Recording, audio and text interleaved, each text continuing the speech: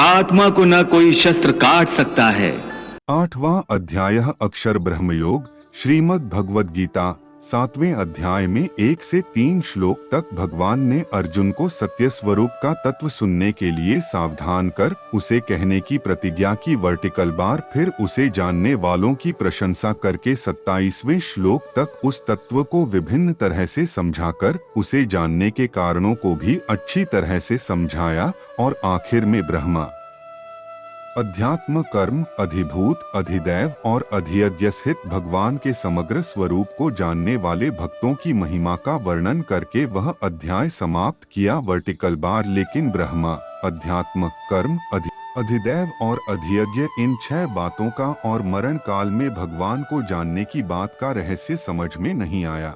इसलिए अर्जुन पूछते हैं। अर्जुन ने कहा है, हे पुरुषोत्तम, वह ब्रह्मा क्या है?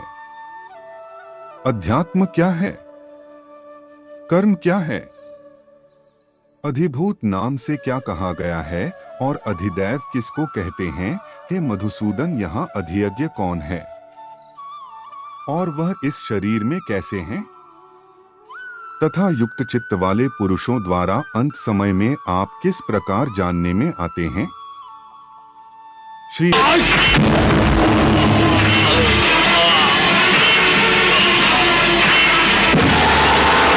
भगवान ने कहा है, परम अक्षर ब्रह्मा है, अपना है तथा भूतों के भाव को उत्पन्न करने वाला जो त्याग है वह कर्म नाम से कहा गया है।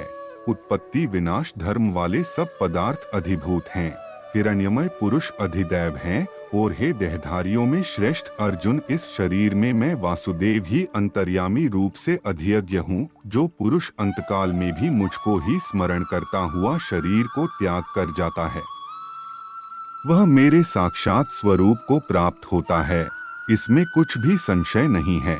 हे कुंती पुत्र अर्जुन, यह मनुष्य अंतकाल में जिस जिस भी भाव को स्मरण करता हुआ शरीर का त्याग करता है, मुझे ही जान, मैं बुद्धिमानों की बुद्धि और तेजस्वियों का तेज हूँ।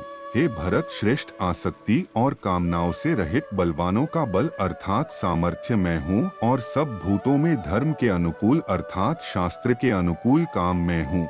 और जो भी सत्वगुण से उत्पन्न होने वाले भाव हैं और जो रजोगुण से तथा तमोगुण से उत्पन्न होने वाले भाव हैं, उन सबको तू मेरे से ही होने वाले हैं ऐसा जान, परंतु वास्तव में उनमें मैं और वे मुझ में नहीं हैं। गुणों के कार्य रूप सात्विक, राजसिक और तामसिक, इन तीनों प्रकार के भावों सबके धारण पोषण करने वाले अचिंत्य स्वरूप सूर्य के सदृश नित्य चेतन प्रकाश रूप और अविद्या से अति परे शुद्ध सच्चिदानंद घन परमेश्वर का स्मरण करता है, वह भक्तियुक्त पुरुष अंतकाल में भी योग बल से भ्रेकुटी के मध्य में प्राण को अच्छी प्रकार स्थापित करके फिर निश्चल मन से स्मरण करता हुआ उस दिव्य रूप परम पुरुष परमात्मा को ही प्राप्त होता है। वेद के जानने वाले विद्वान जिस सच्चिदानंद घनरूप परम पद को अविनाशी कहते हैं, आसक्तिरहित सन्यासी महात्माजन जिसमें प्रवेश करते हैं, और जिस परम पद को चाहने वाले ब्रह्मचारी, ऐसे 4 प्रकार के भक्तजन मुझे भजते हैं। उनमें भी नित्य मुझ में एक ही भाव से स्थित हुआ अनन्य प्रेम भक्ति वाला ज्ञानी भक्त अति उत्तम है, क्योंकि मुझे तत्व से जानने वाले ज्ञानी को मैं अत्यंत प्रिय हूँ और वह ज्ञानी मुझे अत्यंत प्रिय है।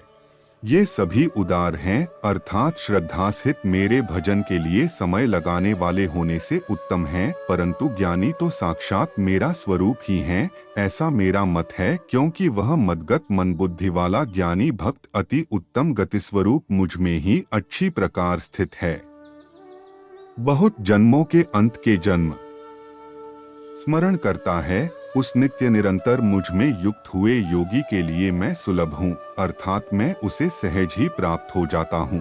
परम सिद्धि को प्राप्त महात्माजन मुझको प्राप्त होकर दुहकों के घर तथा क्षणभंगुर पुनर्जन्म को नहीं प्राप्त होते।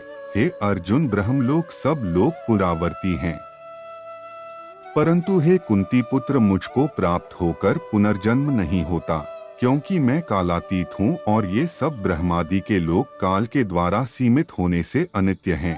ब्रह्मा का जो एक दिन है उसको 1000 चतुर्युगी तक की अवधि वाला और और अकर्म का स्वरूप भी जानना चाहिए तथा विकर्म का स्वरूप भी जानना चाहिए, क्योंकि कर्म की गति गहन है। जो मनुष्य कर्म में अकर्म देखता और जो अकर्म में कर्म देखता है वह मनुष्यों में बुद्धिमान है, और वह योगी समस्त कर्मों को करने वाला है, जिसके संपूर्ण शास्त्र सम्मत कर्म बिना कामना और संकल्प के होते हैं, तथा जिसके समस्त कर्म ज्ञान रूप अग्नि के द्वारा भस्म हो गए हैं।